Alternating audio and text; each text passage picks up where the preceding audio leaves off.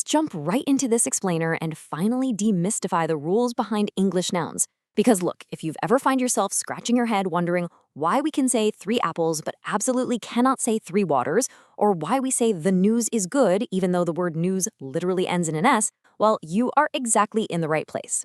Today we're taking those dry textbook grammar rules and bridging the gap to help people actually speak in the real world.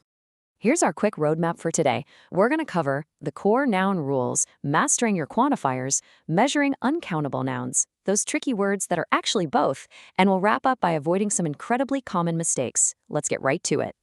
Section 1. The core noun rules. Before we get fancy, we first need to figure out what you absolutely can and cannot count. Okay, let's start with the easy ones. Countable nouns are exactly what they sound like. Straightforward items you can physically point to and count up. 1 table, 2 apples, 3 boys. Simple, right? Because you can count them, they have a singular form where you'd use a or an, like a child, and they have a plural form where you usually just tack on an s, like the apples. And naturally, the verbs match up perfectly. You say a child is playing, but the children are playing. Super logical. But on the flip side, we have uncountable nouns. And these are the ones that cause all the headaches. We're talking about substances, large masses, or abstract concepts. You literally cannot put a number in front of them. You can't say 2 rices or 3 new vocabularies. No way. Because they don't have a plural form, you never add an S and you never use a or an. But here is the most crucial takeaway. You always pair them with a singular verb. Love makes the world go round. Friendship is important. Singular verb every time. Now, if English were perfectly logical, we could just stop right there. But English is, well, it's English. Sometimes there's basically no logic at all. Look at the words job and work. They mean practically the exact same thing, right? But job is totally countable. You can have 2 jobs.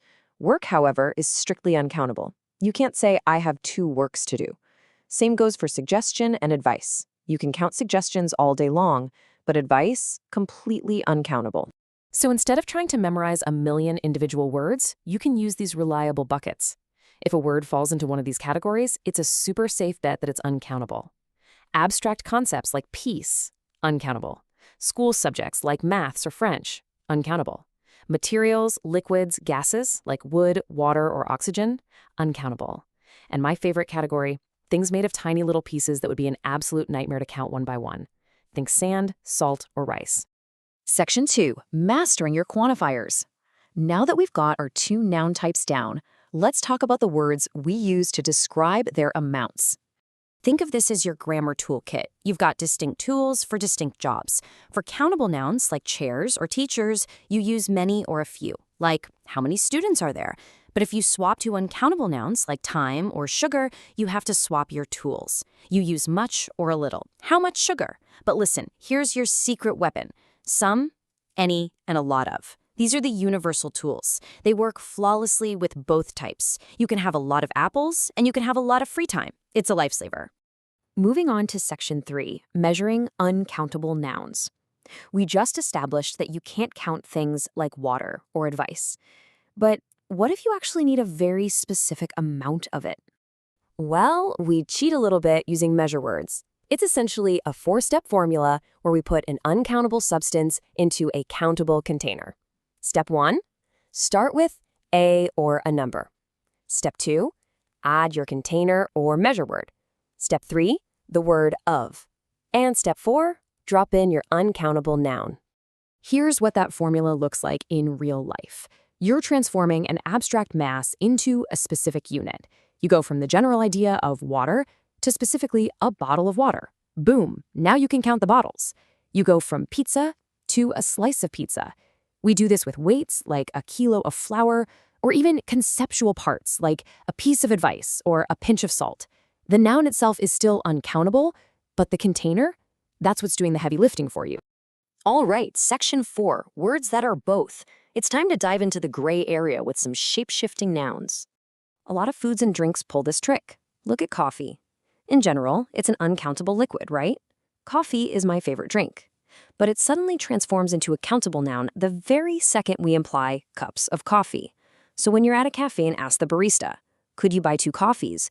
You are using an uncountable noun in a perfectly countable way. Context is absolutely everything here. And here is a shapeshifter we can all relate to: hair. There is a massive difference between complimenting someone's beautiful, uncountable hair, meaning the whole head of hair collectively, and finding one single, highly countable hair floating in your soup. When it's an isolated strand, it becomes countable real fast. There is a hair in my food. Abstract concepts do this too. Take the word experience.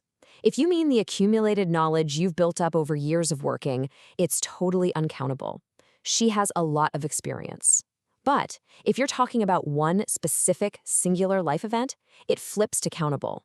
Traveling to Thailand was a great experience. Finally, Section 5, avoiding common mistakes. Let's build up your defense against the traps that catch almost everyone out. So there are some words that might be perfectly countable in other languages, but in English, they are strictly uncountable. The big ones: furniture, luggage, information, and advice. You will never, ever put an S on the end of these, and you never use N. It's not an advice, it's some advice. You don't buy furnitures for your living room, you buy some new furniture. And please, at the airport, check your luggage, not your luggages. Then we have the visual tricksters. These words are sneaky. Just because a word ends in an S does not mean it's plural. Words like mathematics, physics, news, and measles, these are singular, uncountable nouns. You have to resist the urge to use a plural verb. We absolutely do not say, the news are interesting. We say, the news is interesting. So, to wrap this whole thing up, I want you to remember that grammar isn't just about passing a test. It fundamentally changes what you're saying in the real world. Think about our shapeshifters. Next time you're at a restaurant, are you going to ask the waiter for chicken, meaning the uncountable prepared food on your plate? Or are you going to ask for a chicken, requesting a whole, living, countable bird to be brought out to your table? The choice between countable and uncountable literally changes your meal. Think about that next time you order. Thanks for hanging out with me for this explainer, and I'll catch you in the next one.